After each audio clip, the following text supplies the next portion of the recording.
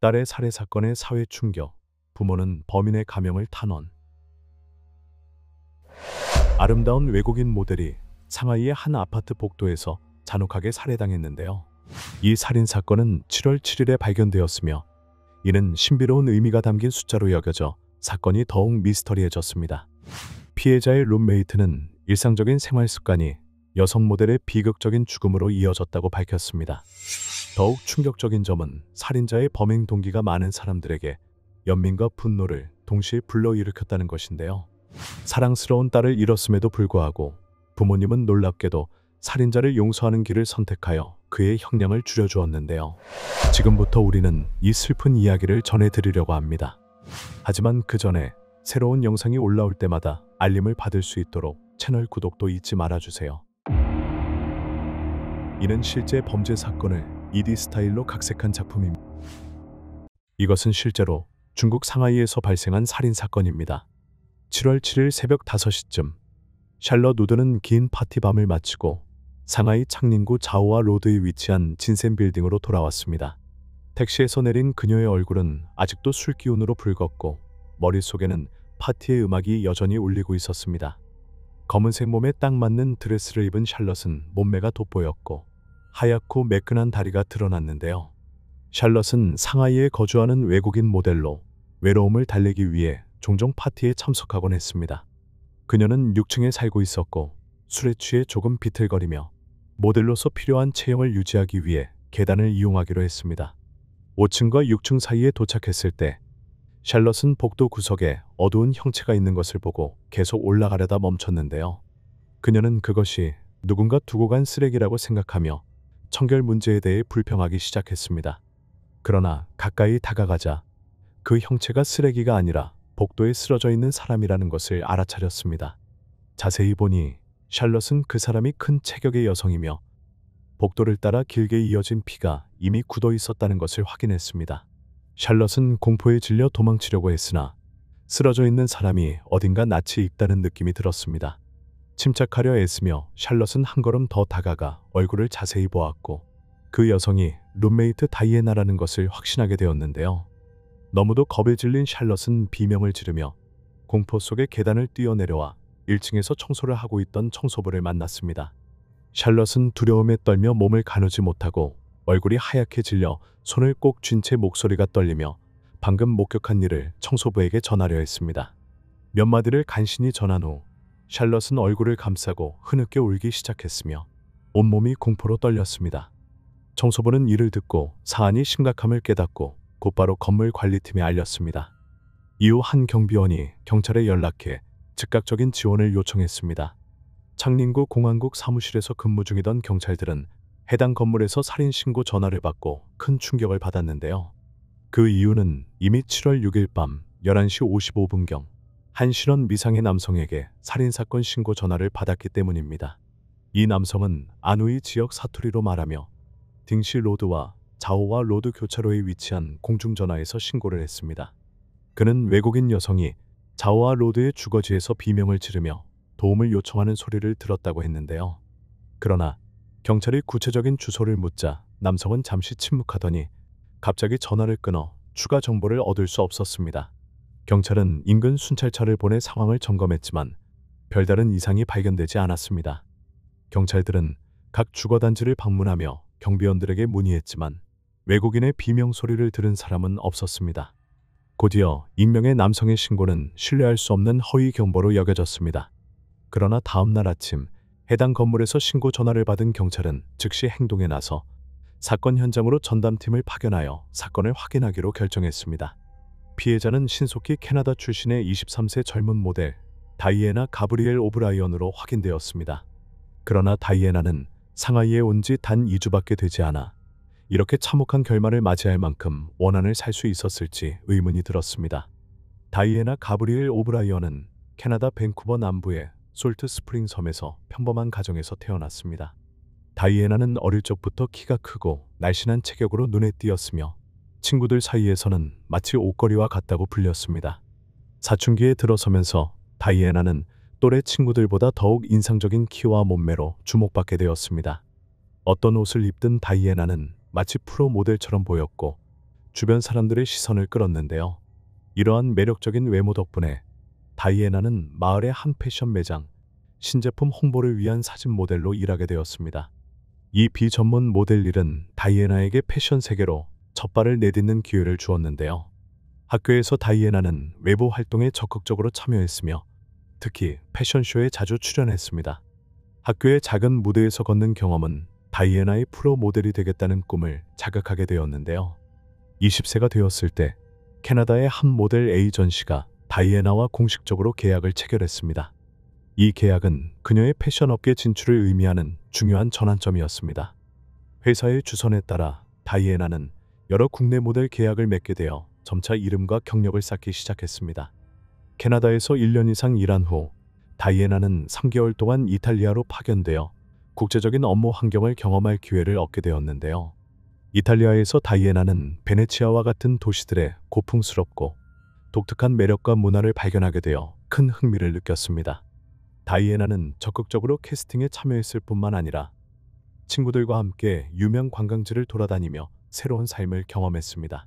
3개월간 이탈리아에서 일한 후 에이전시는 다이애나에게 중국 상하이에서 일할 기회를 제안했습니다. 다이애나는 상하이가 국제적인 도시로 빠르게 성장하고 있으며 현대적이고 많은 기회가 열려있는 곳으로 많은 외국인이 모여드는 것을 들었는데요. 세계를 탐험하고자 하는 열망에 찬 다이애나는 망설임 없이 일을 수락했습니다. 2008년 6월 24일 다이애나는 상하이에 도착하여 아시아에서의 새로운 여정을 시작하게 되었습니다.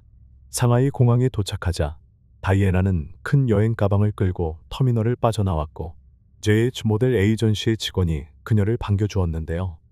JH는 대만에서 후원받아 상하이에 갓 설립된 모델 관리 회사였습니다. 여기서 JH는 상하이에 머무르는 동안 다이애나의 업무 배정과 기타 필요한 지원을 담당하게 되었습니다. JH는 설립된 지 얼마 되지 않아 규모가 작고 국제 모델과의 협업 경험이 많지 않았습니다.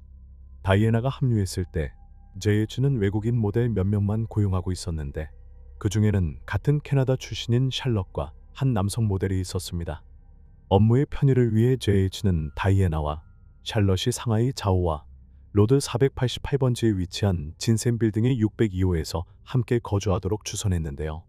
아파트는 2개의 침실, 하나의 거실, 하나의 욕실, 그리고 편리한 주방을 갖춘 꽤 편안한 공간이었습니다. 회사가 거주지를 제공하긴 했으나 JH는 전체 비용을 지원하지 않았습니다. 다이애나와 샬럿은 각각 월세로 300위안을 부담해야 했는데요.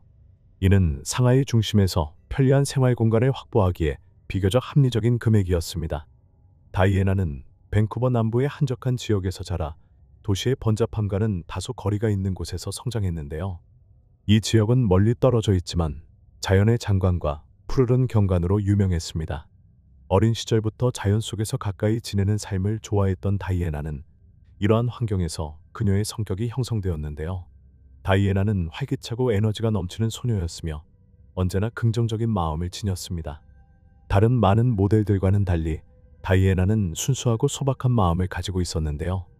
다이애나의 부모님은 그녀가 유명해지거나 큰 돈을 벌기를 기대하기보다는 딸이 좋아하는 일을 하길 바랐습니다. 다이애나는 5년간 교제해온 조 벨이라는 캐나다인 남자친구와 안정적인 연애 관계를 유지하고 있었습니다. 6월 24일 다이애나가 가족과 친구들에게 작별 인사를 하고 상하이로 떠나기 위해 공항에 올랐을 때 많은 가족들이 그녀를 배웅하러 나왔습니다. 부모님은 그녀에게 일을 잘 마무리하고 곧바로 캐나다로 돌아오길 당부했는데요. 다이애나는 환한 미소로 동의하며 어머니를 껴안고 아버지의 어깨를 두드리며 가족과 친구들에게 중국 기념품을 사올 것을 약속했습니다. 그러나 다이애나가 상하이에 도착한 지 채 2주가 지나지 않아 가족은 비보를 접하게 되었는데요. 7월 7일 아침 오타와 외교부 사무소는 다이애나가 살인사건으로 사망했다는 소식을 부모에게 전했습니다. 이 소식은 다이애나의 가족에게 악몽과도 같았고 어머니는 고통을 이기지 못해 기절하였으며 아버지는 슬픔을 억누르면서도 수많은 의문으로 마음이 어지러웠습니다. 아버지는 어떻게 아름답고 순수한 내 딸이 먼 타국에서 이런 비극을 겪게 되었단 말인가 라는 질문을 던졌습니다. 딸의 갑작스러운 죽음의 슬픔을 느끼면서도 아버지는 외교부 직원들과 협조하며 침착함을 유지하려 노력했는데요. 아버지는 다이애나가 단순한 성격의 소유자이므로 누군가가 그녀에게 원한을 품고 잔인하게 보복할 가능성은 없다고 생각했습니다. 그는 중국 경찰이 신속히 수사를 진행하여 범인을 법의 심판대에 세우길 바랐습니다. 이후 상하이 주재 캐나다 영사관 관계자들은 중국 당국과의 협력을 강화하며 사건 수사에 적극 나섰습니다. 다이애나의 사건은 베이징 올림픽을 앞두고 국가안보가 중요하게 여겨지던 민감한 시점에 발생했는데요. 상하이 당국은 사건을 신속히 해결해야 한다는 큰 압박을 받았습니다. 공안국은 즉각 특별수사팀을 구성하고 대규모 경찰 인력을 동원해 범인을 추적하기 시작했습니다. 다이애나는 보그, 엘르, 마리 클레르와 같은 유명 잡지의 대표 얼굴이었던 모델이었는데요. 그녀가 상하이에서 살해되었다는 소식은 국제 언론의 주목을 빠르게 받으며 화제가 되었습니다. 법의학 검시 결과 다이애나의 시신에는 강한 물리적 충격의 흔적이 다수 발견되었는데요. 피해자의 몸에는 팔과 어깨에 여러 타박상이 있어 그녀가 살해되기 전 범인과 치열한 몸싸움을 벌였음을 보여주었습니다. 특히 가슴 부위에 치명적인 칼자국이 다이애나의 직접적인 사망 원인으로 밝혀졌습니다. 그러나 피해자가 성적 공격을 당한 흔적은 없어 범행 동기에서 성폭력 가능성은 배제되었는데요. 체온과 초기 부패 상태를 바탕으로 법의학자는 다이애나의 사망 시점을 익명의 남성이 경찰에 신고 전화를 걸기 약 30분 전으로 추정했습니다. 시간을 바탕으로 사건은 7월 6일 밤 11시경에 발생한 것으로 보입니다. 범행 도구는 폭 2에서 3cm, 길이 약 8cm의 양날칼로 추정되었는데요. 문제는 경찰에 신고한 남성이 누구냐는 것입니다. 그는 다이애나가 절망 속에서 도움을 청하는 소리를 들었으나 경찰의 구체적인 주소 제공을 거부했습니다. 이 남성이 범인이라고 가정하면 그가 사건 직후 경찰에 신고한 행위는 더욱 이해하기 어려운데요. 범인이 사건 직후 경찰에 신고한 이유는 무엇일까요? 수사기관을 혼란에 빠뜨리기 위한 술책인지 아니면 다이애나와 개인적인 관계가 있었던 것일까요?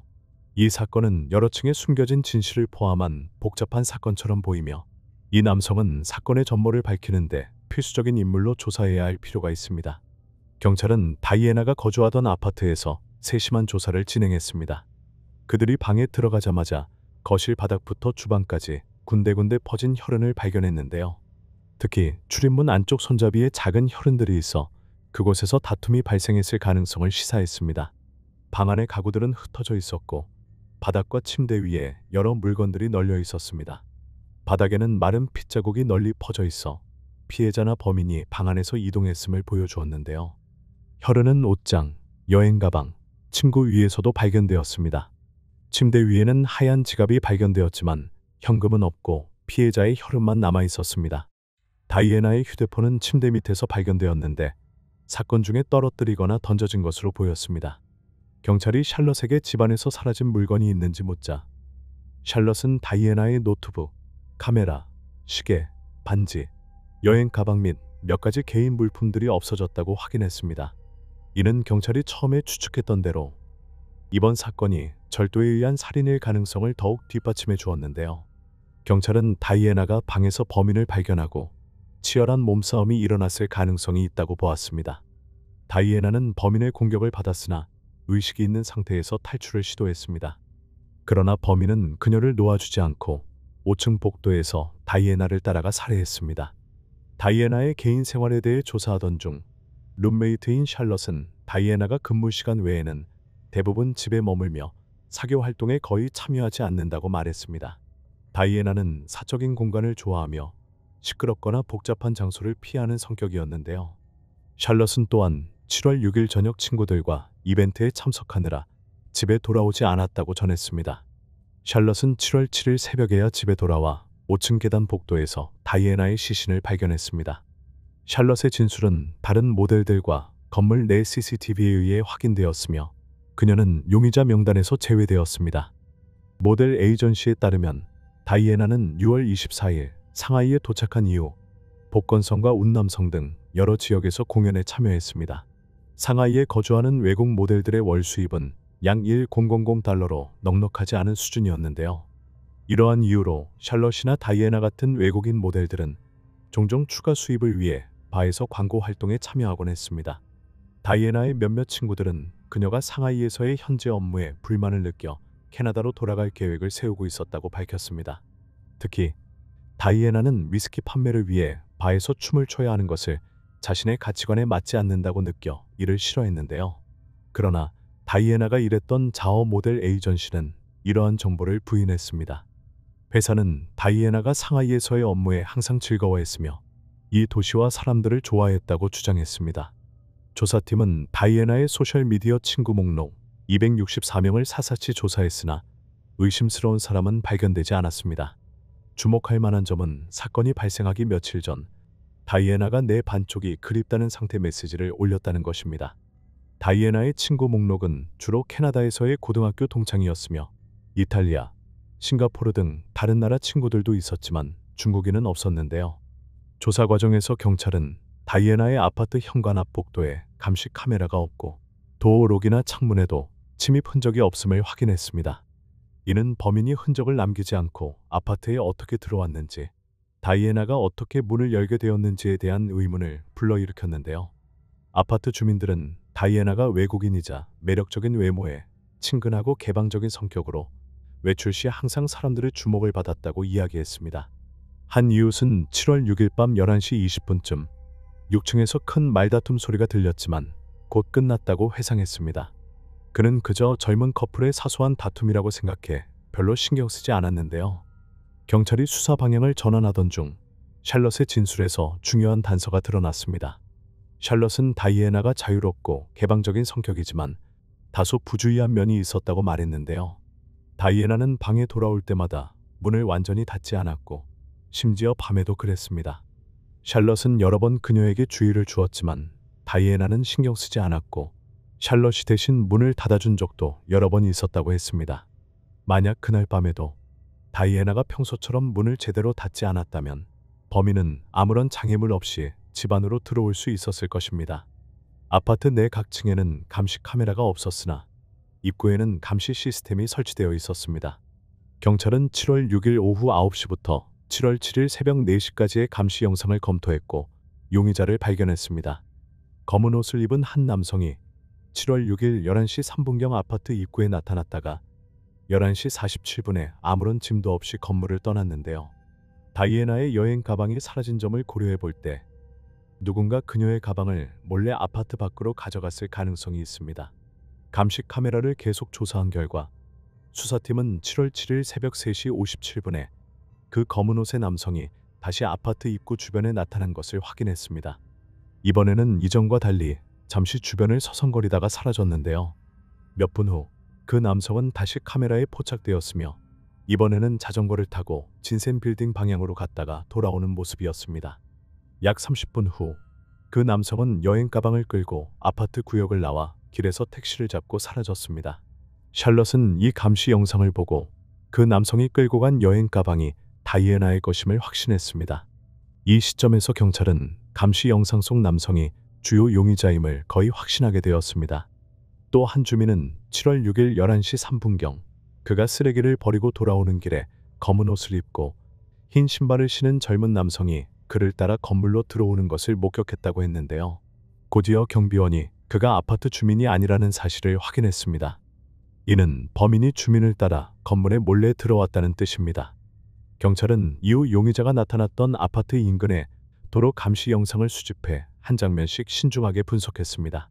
그들은 용의자의 사진을 인쇄해 주변 지역 주민들에게 보여주며 이 남성을 본 적이 있는지 물었는데요. 조사 결과 용의자는 주로 자오와 로드에서 목격되었고 경찰은 특히 안우이성 출신 인물들에 집중하기로 결정했습니다. 자오와 로드의 한 찻집 직원이 용의자 사진을 보고 그가 한때 찻집에서 일했던 직원임을 확인해 주었으며 그는 잠깐 동안만 일했다고 했습니다. 경찰이 찻집 주인에게 물어보니 경찰이 찾고 있는 청년은 나이가 20세 정도로 젊었고 6월 20일에 일을 그만두었다고 했습니다. 당시 그 청년은 몇몇 직원들에게 고향 안우이로 돌아가겠다고 말했었는데요. 찻집 주인은 그 청년의 이름이 첸즈펑이며 안우이에서 왔고 상하이에 온 지 몇 달밖에 되지 않았다고 설명했습니다. 상하이에 오기 전 그는 후저우에 있는 아동복 제조 공장에서 일한 적이 있다고 했습니다. 찻집 주인에 따르면 첸즈펑은 게으르고 규칙을 잘 지키지 않아 결국 일을 그만두게 했다고 했습니다. 첸즈펑은 찻집에서 일하는 동안 자주 안우이성 랑시연에 대해 이야기했으며 찻집 주인은 그가 랑시 출신일 가능성이 크다고 생각했습니다. 중요한 정보를 입수한 수사팀은 즉시 랑시 현 공안국과 연락을 취해 첸즈펑에 관한 단서를 찾기 위해 노력했습니다. 그러나 랑시 현 공안국은 철저히 조사한 후 첸즈펑이라는 이름의 인물은 존재하지 않는다고 확인해 경찰 수사에 차질이 생겼습니다. 경찰은 찻집 주인이 이 상황에서 거짓말을 할 이유가 없다고 판단해 두 가지 가설을 세웠는데요. 첫 번째는 첸즈펑이라는 이름이 진짜 이름이 아닌 가명일 수 있다는 것입니다. 두 번째로는 첸즈펑이 실제로 랑시 출신이 아니면서도 의도적으로 그곳 출신인 척 했을 가능성도 있습니다. 어떤 이유에서든 수사팀은 단서가 끊겨 수사에 난항을 겪고 있었으며 상부로부터의 압박은 더욱 커지고 있었습니다. 사건이 막다른 길에 다다랐을 때 저장성 후저우의 아동복 공장을 조사하던 팀으로부터 희망적인 소식이 전해졌습니다. 수사관들은 그곳에서 첸즈펑의 친척을 발견했으며 이 친척에 따르면 첸즈펑의 진짜 이름은 첸준이고 나이는 18세에 불과하며 안우이성 랑시 현 출신이라고 했습니다. 첸준은 얼마 전에 고향을 떠나 상하이로 갔지만 이후 소식이 끊겨 가족들이 걱정하고 있었다고 했습니다.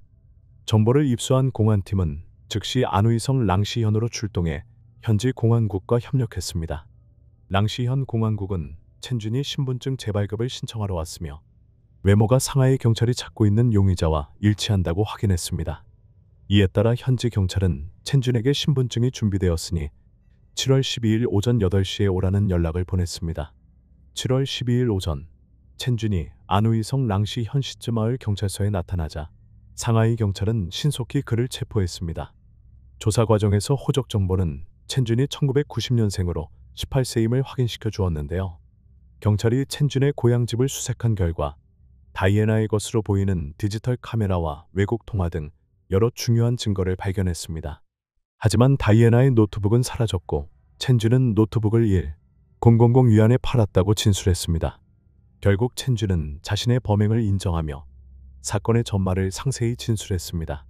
알고 보니 첸준은 6월 20일 찻집 일을 그만둔 후 대부분의 시간을 인터넷 카페에서 보내기 시작했는데요. 그는 매일 게임에 빠져 있었고 남은 돈을 게임에 모두 탕진했습니다. 안우이로 돌아갈 차비도 남지 않자 첸준은 난처한 상황에 처하게 되었습니다. 체면을 중시하는 그는 친구나 가족에게 돈을 빌리는 것이 부끄러웠는데요. 이에 첸준은 스스로 돌아갈 돈을 마련해야 한다고 결심하고 도둑질을 결심하게 되었습니다. 7월 6일 밤 11시경 첸준은 인터넷 카페를 나와 진센 빌딩 쪽으로 걸어갔습니다. 그곳은 찻집에서 그리 멀지 않았습니다. 당시 건물의 보안이 느슨했기 때문에 첸준은 아무런 제지 없이 입구를 통과할 수 있었습니다. 첸준은 돈을 좀 얻을 수 있기를 기대하며 건물에 잠입하기로 결정했는데요. 범행에 대비해 첸준은 호신용으로 접이식칼을 준비해 두었습니다. 그는 1층부터 차례로 각 층을 조사했지만 모든 아파트 문이 철저히 잠겨 있었습니다. 6층에 도착했을 때 첸준은 한 아파트의 문이 열려 있고 안에서 밝은 불빛이 새어나오는 것을 발견했습니다. 그는 거실에 아무도 없는 것을 확인하고 탁자 위에 놓인 새하얀 노트북을 발견했는데요. 이 기회를 포착한 첸준은 조용히 방 안으로 들어와 빠르게 노트북을 손에 들고는 도망치려 했습니다. 그러나 그 순간 침실에서 한 외국 여성이 나타났는데 그녀는 바로 다이애나였습니다. 다이애나는 첸준에게 무언가를 영어로 말했으나 그는 그녀의 말을 이해하지 못했는데요. 자신의 존재가 들켰다고 생각한 첸준은 화가 나서 다이애나에게 돈을 내놓으라고 소리쳤습니다. 그러나 다이애나는 첸준의 요구를 알아듣지 못했고 그가 집을 잘못 찾았다고 생각하며 계속 영어로 말했습니다. 상황이 뜻대로 흘러가지 않자 첸준은 접이식 칼을 꺼내 다이애나의 얼굴 앞에 들이밀었는데요. 이에 놀란 다이애나는 즉시 도움을 청하며 소리를 질렀습니다. 그러자 첸준은 당황해 침착함을 잃고 그녀의 가슴에 칼을 찔렀습니다. 심각한 부상을 입은 다이애나는 도움을 청할 희망으로 방을 나서려고 애썼는데요. 하지만 공포와 이성을 잃은 첸준은 다이애나를 뒤쫓아 그녀의 가슴에 여러 차례 칼을 찔렀습니다. 범행 후 첸준은 현장을 급히 떠나며 다이애나가 죽었는지 확신할 수 없어 불안한 마음이 들었는데요. 길 모퉁이에 있는 공중전화로 간 첸준은 경찰에 전화를 걸었으나 구체적인 주소를 말하지 않아 다이애나는 구조받을 기회를 놓치게 되었습니다. 7월 7일 새벽 첸준은 현장으로 돌아와 상황을 확인하려 했는데요. 다이애나가 사망한 것을 본 그는 잠시 망설였으나 방 안으로 다시 들어가 노트북, 카메라, 반지, 여행 가방을 챙겨 떠났습니다. 2008년 11월 17일 오후 첸쥐는 살인과 절도 혐의로 공식 기소되었습니다. 사건 직후 경찰에 전화한 사실 때문에 변호인은 이를 참작해 형량을 감경하려 했습니다. 하지만 검사는 이에 강력히 반박했는데요. 첸쥐니 신고 당시 구체적인 주소를 제공하지 않아 경찰이 현장에 제때 도착할 수 없었다는 것입니다. 경찰이 정확한 위치를 알 수 없었던 탓에 다이애나의 구조는 지연되었고 이는 그녀의 생명을 잃게 만든 요인이 되었습니다. 검사는 첸준의 행위가 반성의 의미를 담고 있지 않으며 책임감이 결여되어 있다고 주장했습니다. 첸준은 자신의 범행에 대해 후회하는 모습을 보였으나 검사의 기소에 대해 반박하지 않고 빠르게 죄를 인정했습니다. 결국 법원은 첸준에게 잔혹한 범행에 대해 사형을 선고했는데요. 그러나 다이애나의 부모는 이 젊은 범인을 용서하기로 결정하며 관대함과 고귀함을 보여주었습니다. 이처럼 관대한 용서 덕분에 첸준의 형량은 사형에서 집행유예가 있는 사형으로 감형되었습니다. 집행유예가 있는 사형은 중국 법에 따라 2년 동안 형 집행을 유예하는 형벌입니다. 이 기간 동안 범죄자가 다른 중대한 범행을 저지르지 않으면 사형은 무기징역으로 감형되어 첸쥐는 교도소에서 개선할 기회를 얻게 되는 것인데요. 다이애나 부모님의 관대함과 용서는 많은 사람들의 마음을 울렸고 전국적으로 큰 논의의 중심이 되었습니다. 많은 부모들이 그들을 칭찬했으며 비록 사랑하는 사람을 잃은 고통은 헤아릴 수 없지만 이를 이해할 수 있는 마음을 존경했습니다. 이 사건은 특히 혼자 있을 때 자신을 보호하는 의식을 강화할 필요성을 일깨워주는 경각심이 되었습니다. 여기까지 영상을 시청해 주셔서 감사합니다. 채널 구독과 좋아요를 눌러주시면 저희가 더 많은 좋은 콘텐츠를 제공하는 데 큰 도움이 됩니다. 영상을 시청해 주셔서 감사드리며 다음 영상에서 다시 만나 뵙겠습니다.